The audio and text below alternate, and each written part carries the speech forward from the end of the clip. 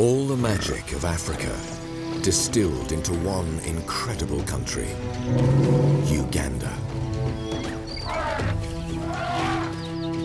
There are savannas filled with hundreds of thousands of animals. To the west lies a mighty mountain range, full of fascinating vegetation. While to the east is Mount Elgon and its astonishing elephant caves. Untouched rainforests are home to hundreds of mountain gorillas and chimpanzees.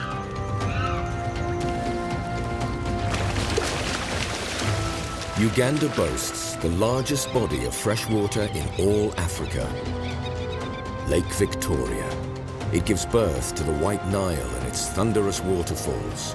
All this in one wonderful country, wild Uganda.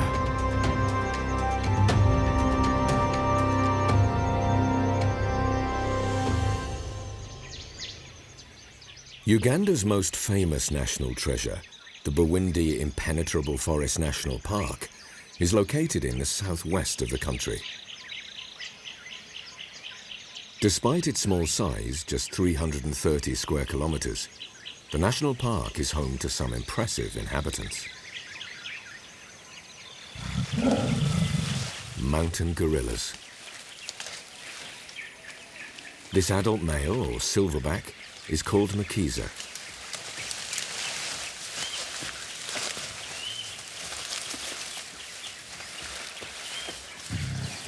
Bwindi is home to around 400 mountain gorillas, half the world's population.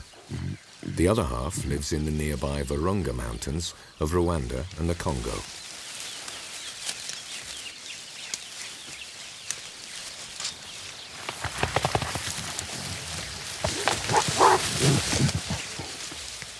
Murchison is the head of a group of 12 gorillas, 6 adult females, 3 young females, and 2 babies.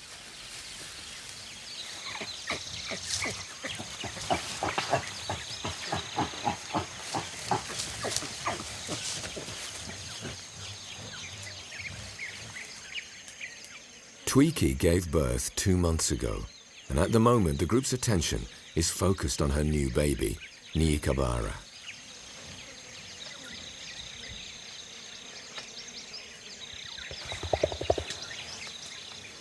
Gorillas and humans have 98% of their genes in common, and clearly a mother's love for her baby is part of our joint inheritance.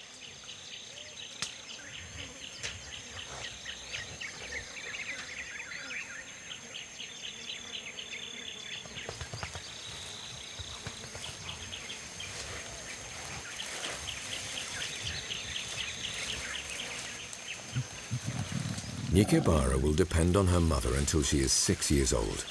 Luckily for Twiki, aunts, sisters and more distant relatives will all help her to raise her child.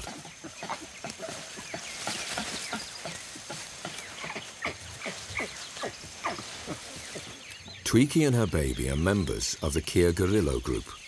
It originally consisted of 20 animals, but the group split and 9 animals left the territory. The rest stayed, with Murchison as their leader. The family history is well documented, as the gorillas have been studied by scientists from Leipzig's Max Planck Institute since 1998.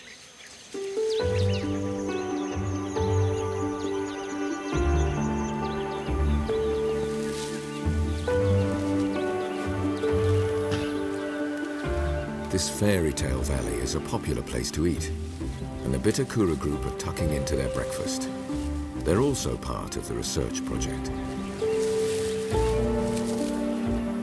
The Bitakura group is led by a huge silverback called Murchison.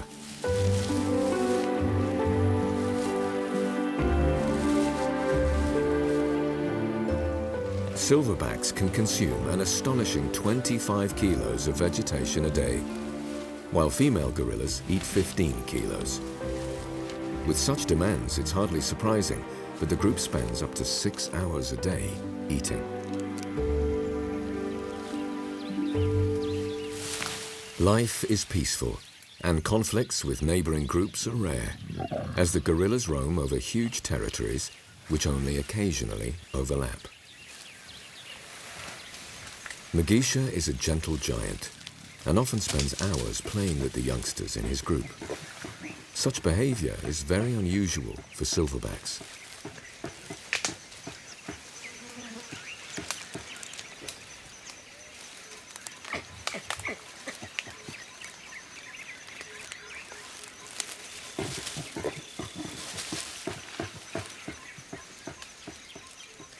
Gorillas can spend half the day just relaxing, once they get over their youthful curiosity.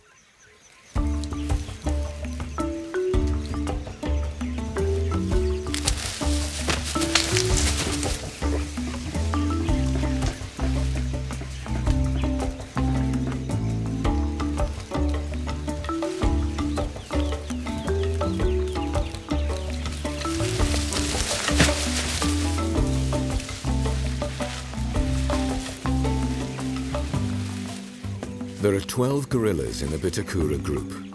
This young male is known as Nguru. He is 2 years old.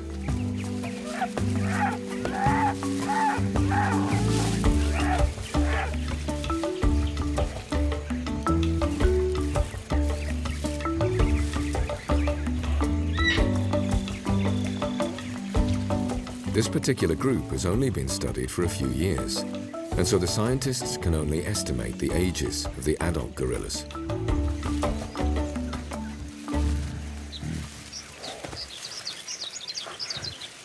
Mugisha, the silverback, is thought to be 18 years old.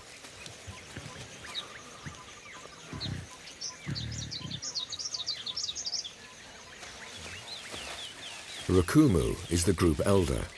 He's likely to be in his early 30s and was, presumably, once the dominant silverback. These days he lives peacefully on the periphery of the group.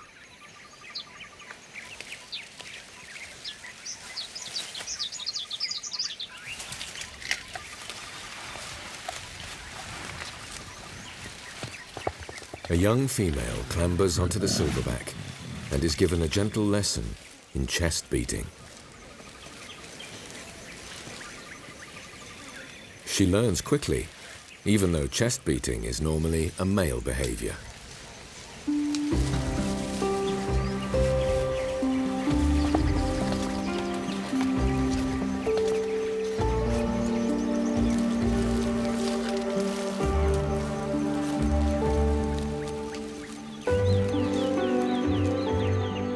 Mountain gorillas have an enviable lifestyle. Long naps, followed by big feasts, followed by long naps.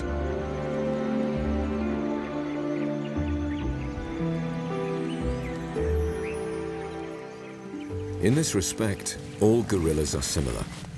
However, gorilla groups have different preferences when it comes to food.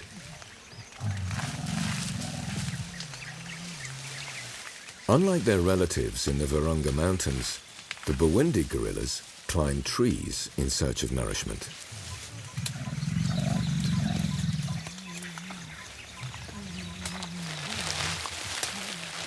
The entire group may climb as high as 30 meters to feast on ripe fruits in the treetops.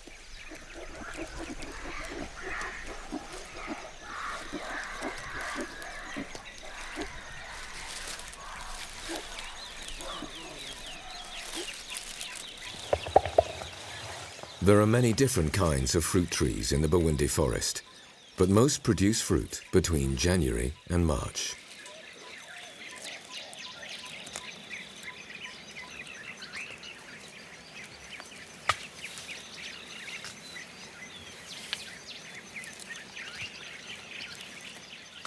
The huge and heavy silverback has to break off branches if he is to reach the most distant fruit.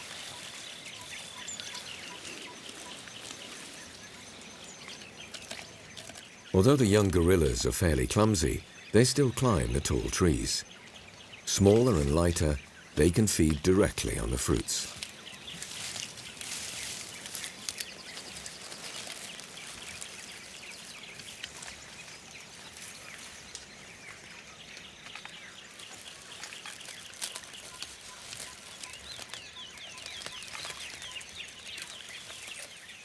Despite the risks, gorillas are prepared to go to great lengths and heights to feed on fruit, as it's much more nutritious than their usual diet of leaves.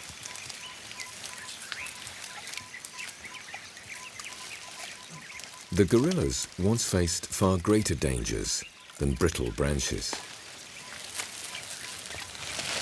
In the 1980s, poaching almost led to the extinction of the primates. They survived thanks to sanctuaries like Bwindi, and their numbers have now begun to recover.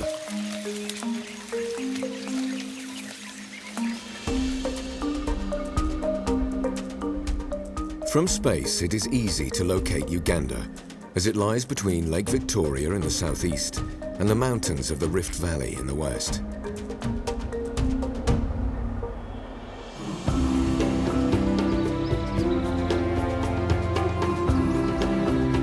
Queen Elizabeth National Park lies in the foothills. It is one of Africa's oldest nature reserves.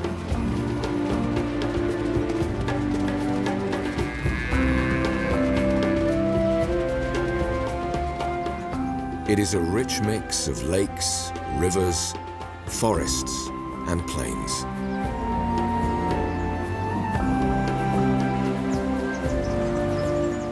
The Ishasha River forms the border with the Democratic Republic of the Congo, which makes these hippos international travelers. On occasion, old bull elephants gather in the forest and savanna that lies along the Ishasha River. Some may be 40 or even 50 years old.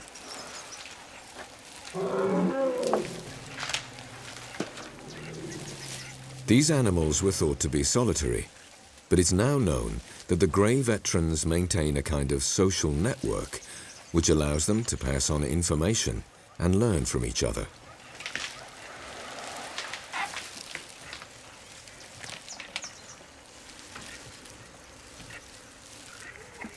This secluded corner of the park is home to rare animals like giant forest hogs.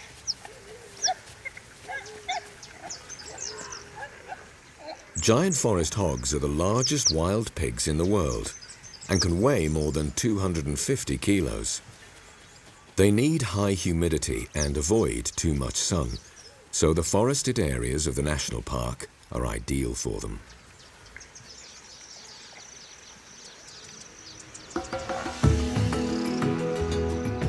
The equator is just a few kilometers away, and frequent tropical rains keep the landscape a lush green and provide grazing for thousands of animals.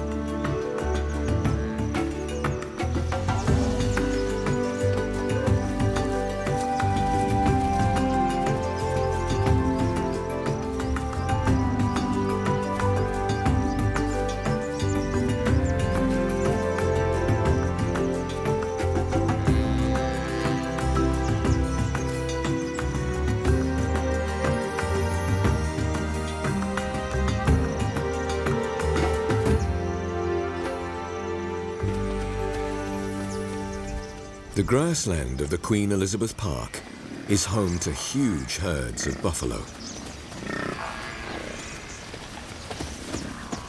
Faced with the intense heat of midday, the buffaloes retreat to waterholes. Curiously, there are islands of brown in the Sea of Black. African buffaloes will sometimes mate with the red buffalo in the nearby jungles of the Congo. The result are these brown beasts.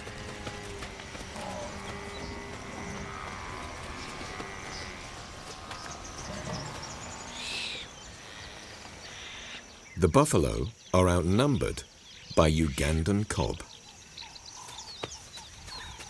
The females and their young form large groups which roam the plains together, while the males tend to lead solitary lives.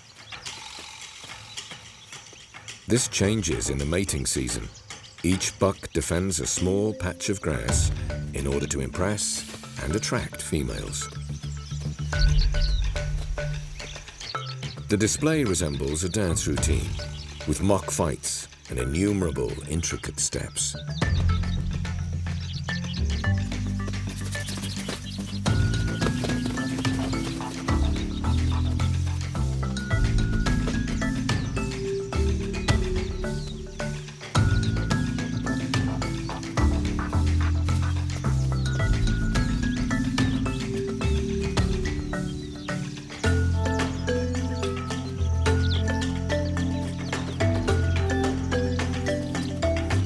courtship inevitably moves on to mating.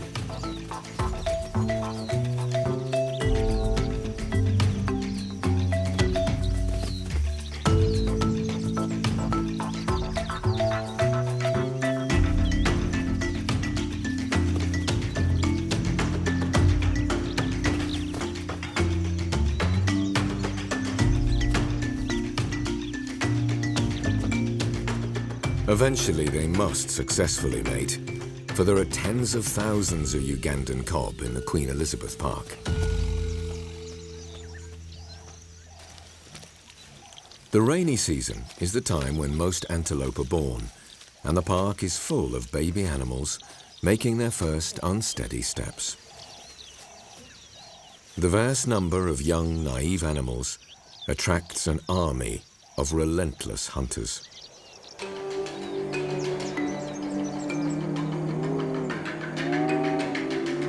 The spotted hyenas hunt and kill at night.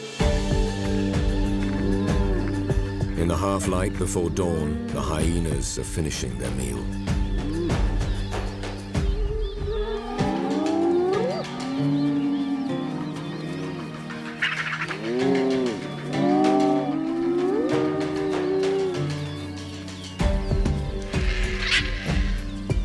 The white-backed vultures are the first to arrive at the kill.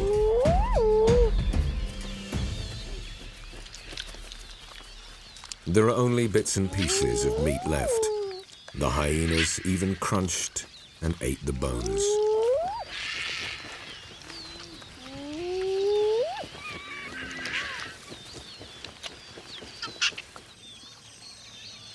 The antelope watch and keep their distance from the hyenas.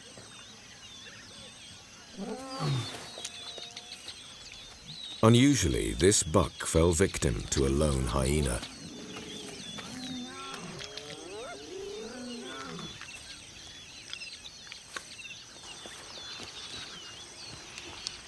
The hyena is soon joined by white-backed vultures.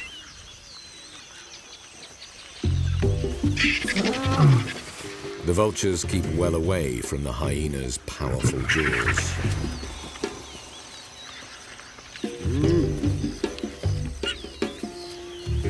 The vultures always win in this game of patience, because they know that sooner or later, the hyena will be full.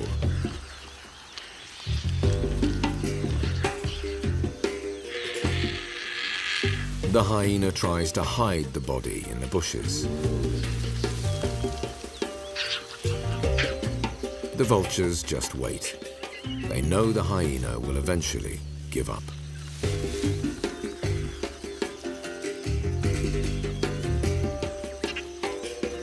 There are a number of young vultures present. Their brown collars will turn white as they grow older. These young birds are the boldest. To fight with a full stomach is pointless. The hyena has had enough. The vultures have won the battle of wills.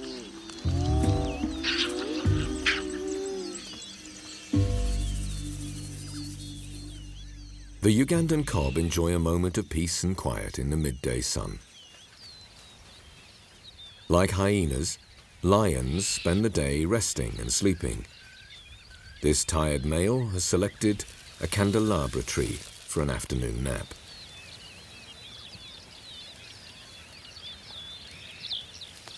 The distinctive trees are giant members of the spurge family.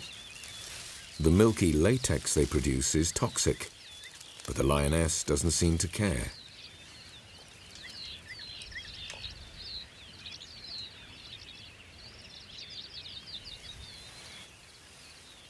The candelabra trees look out on herds of antelope.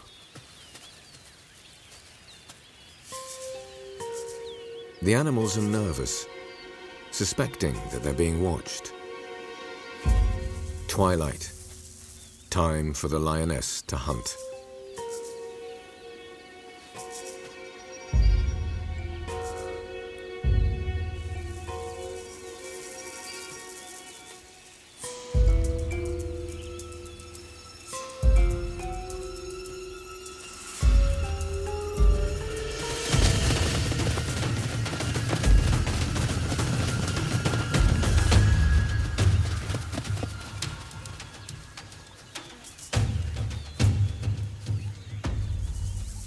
A predator's life isn't easy, particularly if you are inexperienced.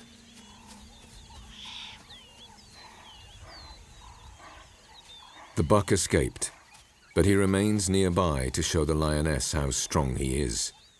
The message is clear. A second attempt would be futile.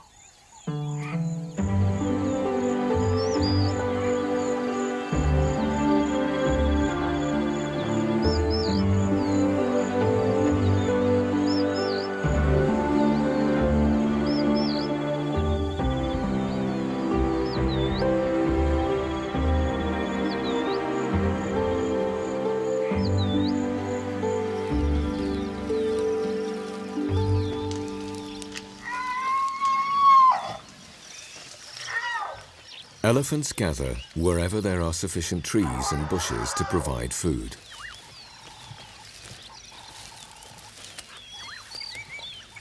The elephants in the national park were decimated by poaching, but they've recovered in the last 20 years.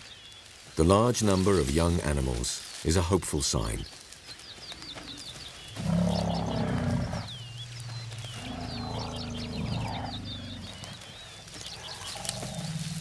The herd is led by a dominant cow elephant. She is helped by her female relatives, and all of the herd care for the young.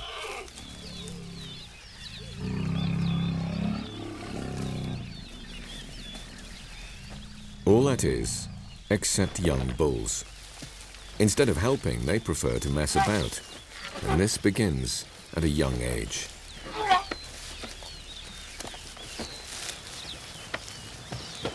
As the males grow older, the games become more serious.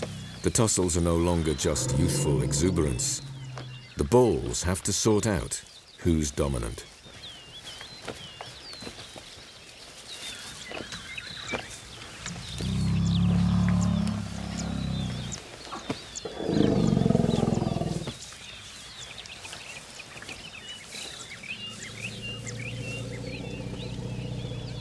There are other animals that are just as social nearby, but they're much smaller and they live underground.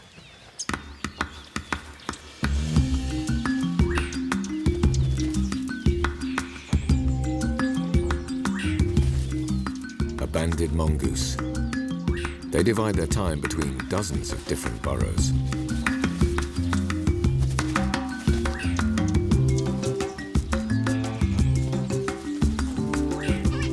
The day begins with communal cleaning.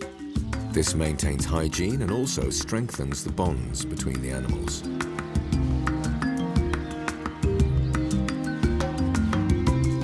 The mongoose leader wears a transmitter around its neck, which allows scientists to track the group. Biologists have spent 2 decades studying the social behaviour of these banded mongooses.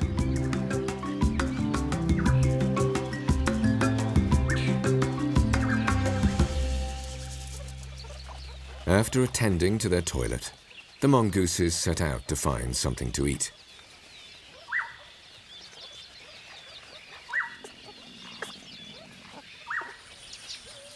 Nearby, a monitor lizard looks for breakfast. These large reptiles will enter mongoose burrows and eat their babies, but they are wary of attacking adults.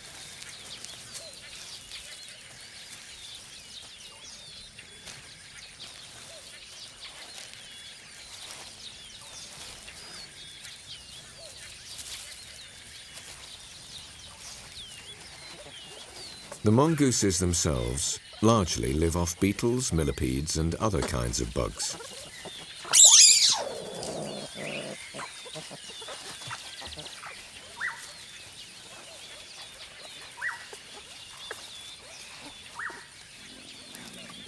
Flying ants are a particular treat. They only appear in the rainy season.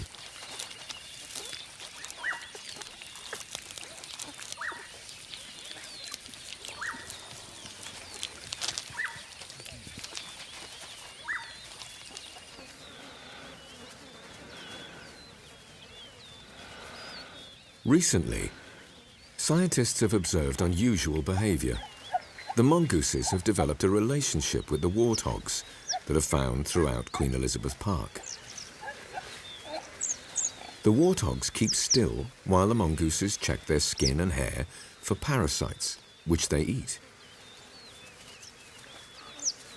This kind of grooming is not uncommon in nature, but it is the first time such behaviour has been seen between two species of mammal.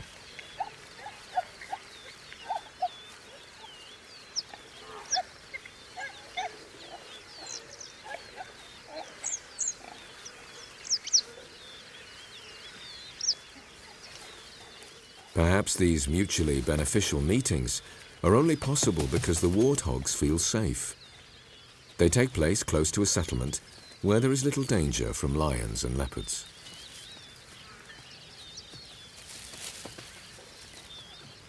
Curiously, this remarkable behaviour is very localised. It hasn't been observed beyond the settlement.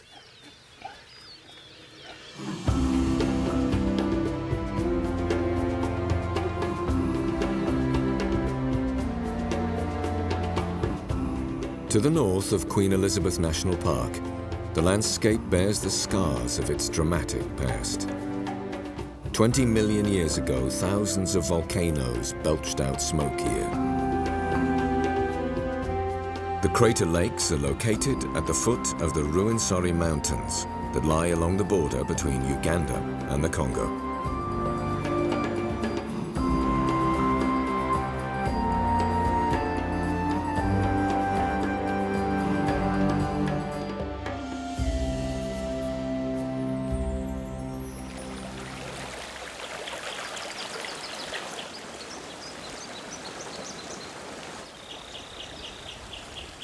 Between 3,000 and 4,000 meters above sea level, the mountains are cloaked in a forest of moss and lichen-covered trees. These are 6-meter-high heathers. In the Rwenzori Mountains, heather grows to the height of trees.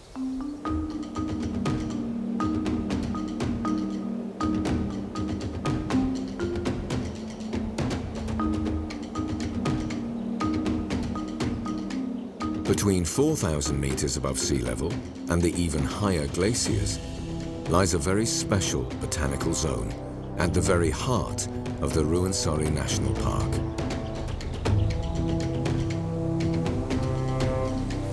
The area is home to giant lobelias. The blossoms of these impressive plants grow as high as 7 meters. Giant groundsels, members of the daisy family, grow around the lobelias.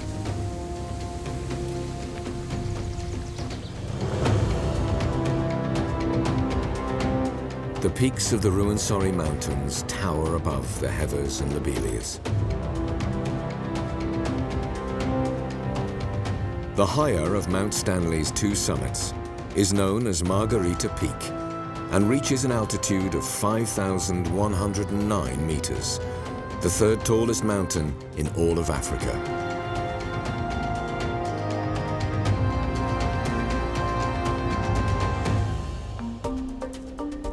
On the other side of the country, on Uganda's eastern border, stands Mount Elgon. It's an ancient volcano with a crater that is 20 kilometers wide.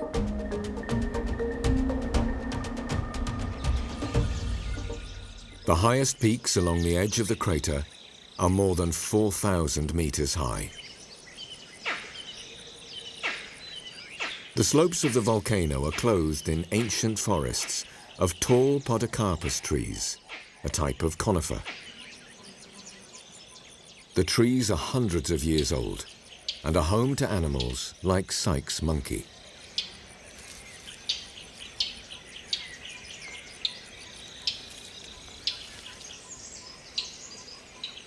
Mount Elgon is protected by 2 national parks, one in Uganda and one in Kenya. The Kenyan National Park is bordered by a forest conservation area.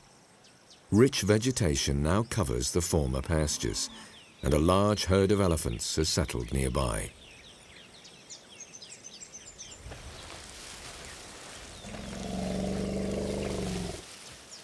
During the day, the animals hide in the thick bamboo forest. They're savanna elephants, but they have no savanna, so they live in the forest and even behave like forest elephants.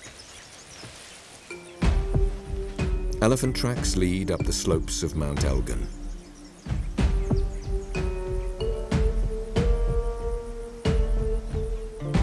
Over 24 million years ago, molten lava cut deep caves into the sides of the volcano.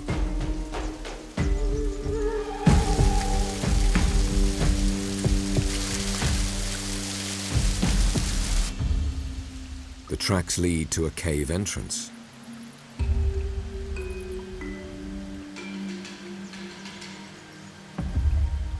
There are strange markings on the wall, deep scratches that in places reach up to the roof of the cave.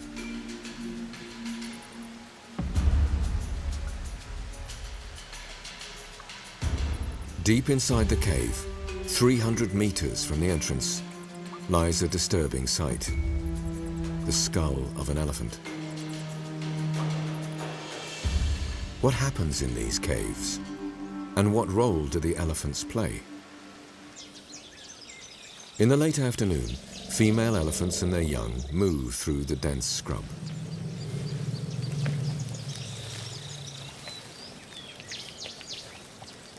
They're cautious, as they've had several run-ins with poachers.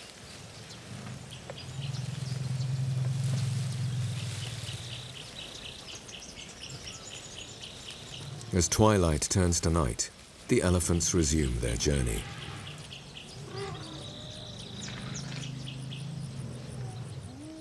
Now, infrared cameras become necessary. On the equator, it is totally dark by 9 p.m. In the forest, close to the entrance of the cave, there is the rumble of approaching elephants. At the cave entrance, it becomes clear that at least a dozen elephants have made the journey here. They enter the cave, one after another.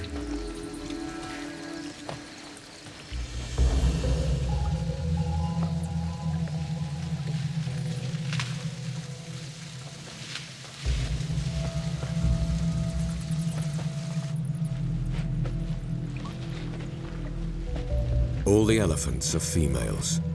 Some are pregnant, while others have brought their offspring along.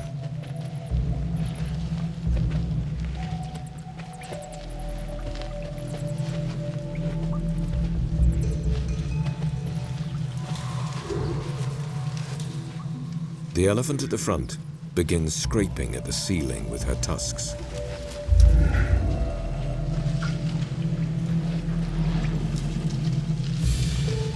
It's only the infrared camera that allows us to see. The young elephant is in total darkness and navigates using its trunk.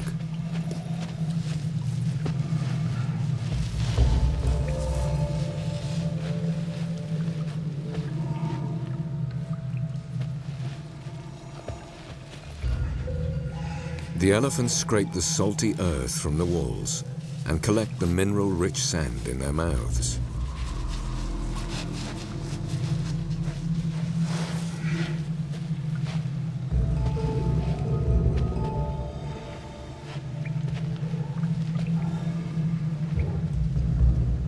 Detailed studies have examined the nutritional value of the cave walls, revealing the significance of the minerals to the elephants. Salt is an essential part of their diet.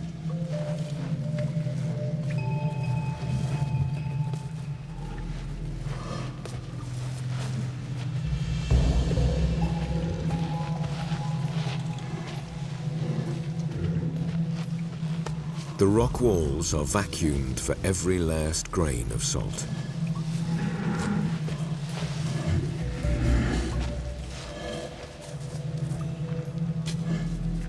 Elephants have visited the caves for centuries, possibly for thousands of years. Over time, they may have enlarged the caves, digging deeper and deeper into the mountain.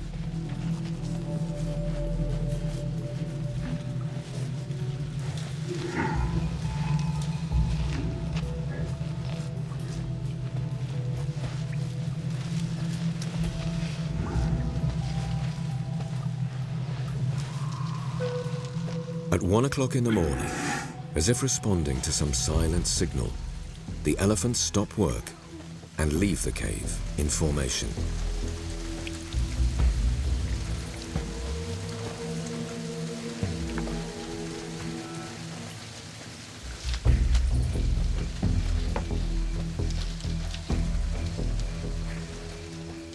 The route into the cave and the technique of scraping the walls are passed from generation to generation, a tradition which only exists here on Mount Elgon.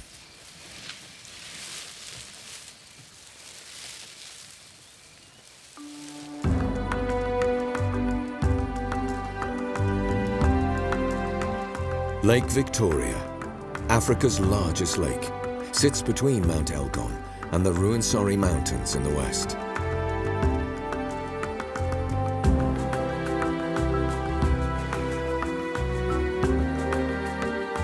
Almost half of the lake lies in Uganda.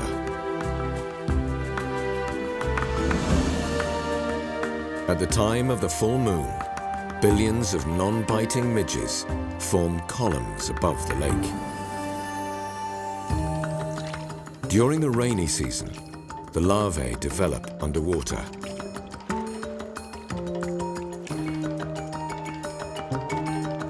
At dusk, the flies hatch, fly up and gather in gigantic clouds. The dancing male midges rise and fall in the air, and as they do, they make a buzzing sound that attracts the females.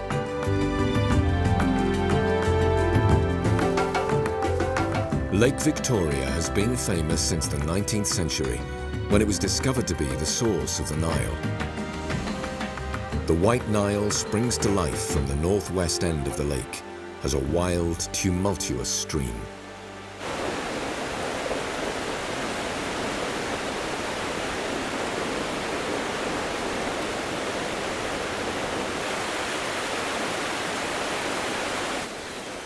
Despite the construction of a number of power stations and dams, the river remains a powerful force.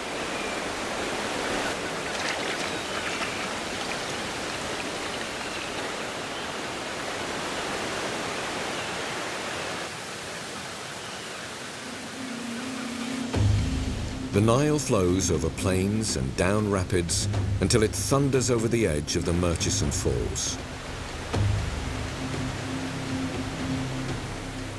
In fact, there are two waterfalls here, Uhuru and Murchison.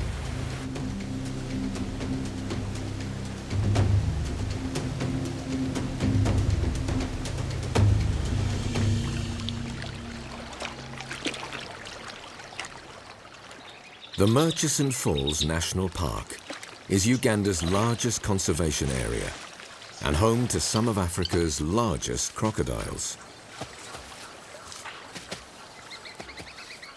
Females move onto the sandbanks along the river to bask.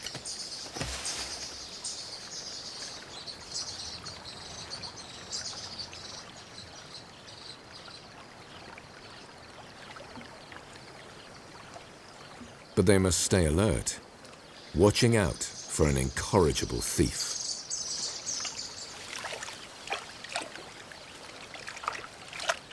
The monitor lizard has its sights set on the crocodile's eggs, buried in the sandbanks.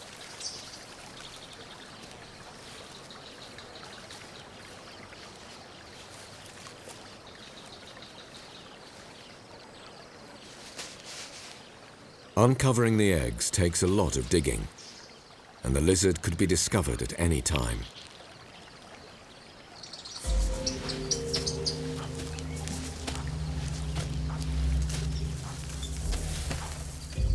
However, the monitor lizard does have an advantage. On land, he is much faster and more maneuverable than the heavy crocodile.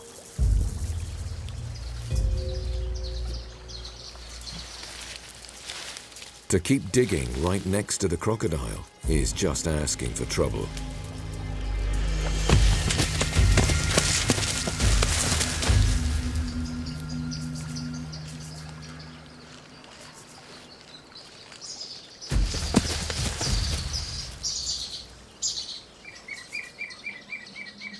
The monitor lizard finds a shady place to wait. Eventually, the hot sun will force the crocodiles back into the water, and the game will begin again.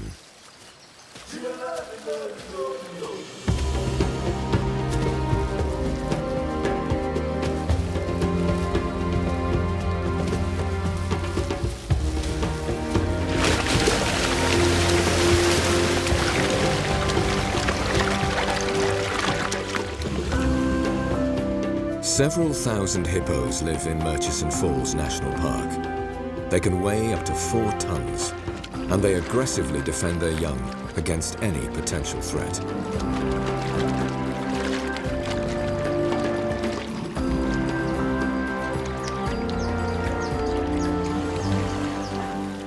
In the middle of the last century, there were millions of hippos in Africa. They are now an endangered species, and Murchison Falls National Park is an important sanctuary. Midday, and thirsty elephants arrive at the banks of the Nile. The hippos obviously don't appreciate the company of other pachyderms and look for a quieter spot. The Nile attracts a huge variety of birds.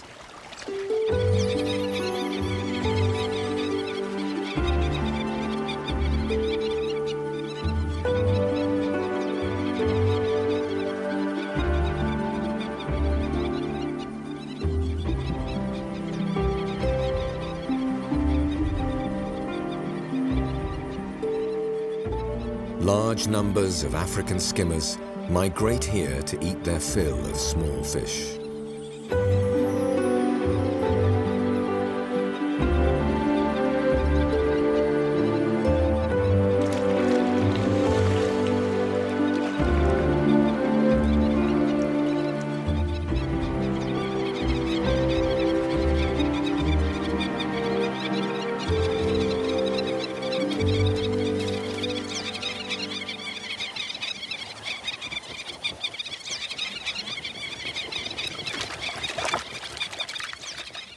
The lower half of the bird's beak is significantly longer than the top. This longer section resembles a spoon, and the birds use it to catch small fish.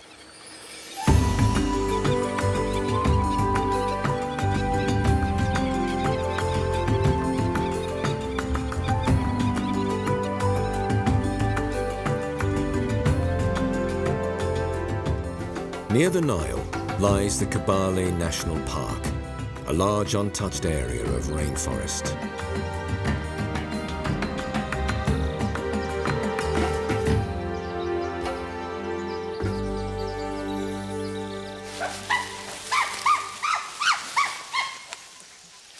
These are Kibale's most famous inhabitants, chimpanzees. These particular chimpanzees live in the Ngogo region, the oldest part of the park. This group has approximately 200 members, making it the largest ever observed by scientists. In 25 years of study, they've discovered much about the group.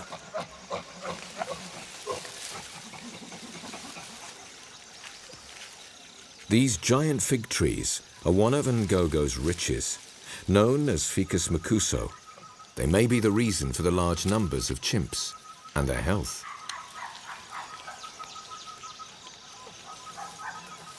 The chimps are happiest in the tops of the large fig trees, where they will even sometimes mate and sleep.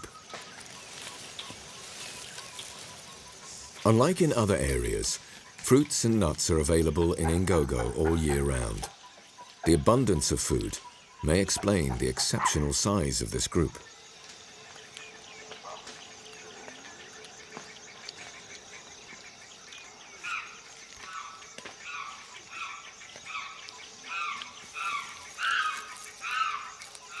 Biologists have established that the group's members are very healthy.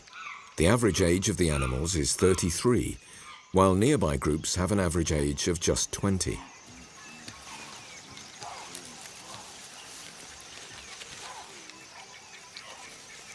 Their offspring thrive at the cost of others. The group engages in aggressive territorial expansion, frequently driving its neighbors from fruit trees and out of their territory.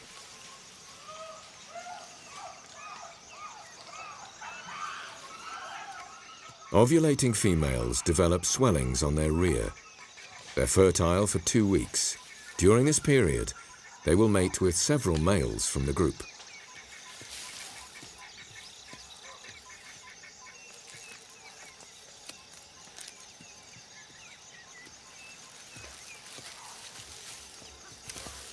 In Ngogo, the scientists have discovered mating is not necessarily a matter of social status.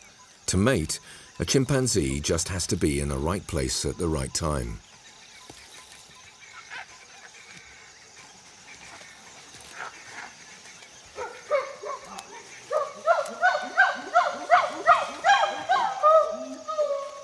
As a rule, chimpanzees build nests like this to sleep in at night. However, at a pinch, they can be used for an afternoon nap.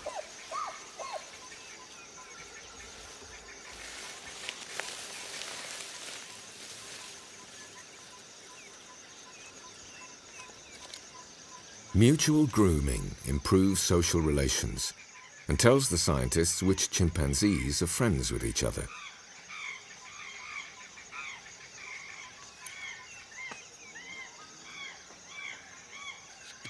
Chimpanzees may spend a lot of their lives in the treetops, but on occasion they still return to the forest floor.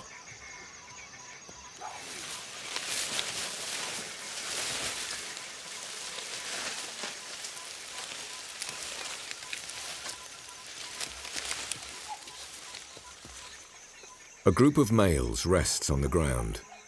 Coalitions like this are often maintained over years, sometimes even over a lifetime. And in Ngogo, females establish similar alliances. The chimpanzees form these groups to hunt and to help each other rise up the hierarchy.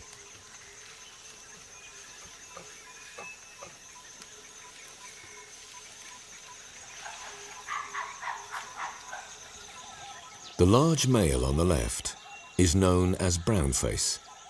4 years ago, he adopted an orphan baby and reared it on his own.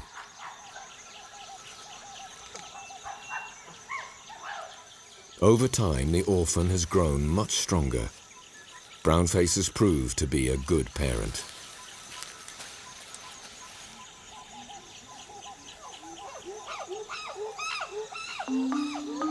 There are indications that the largest chimpanzee community ever discovered is about to split into distinct groups.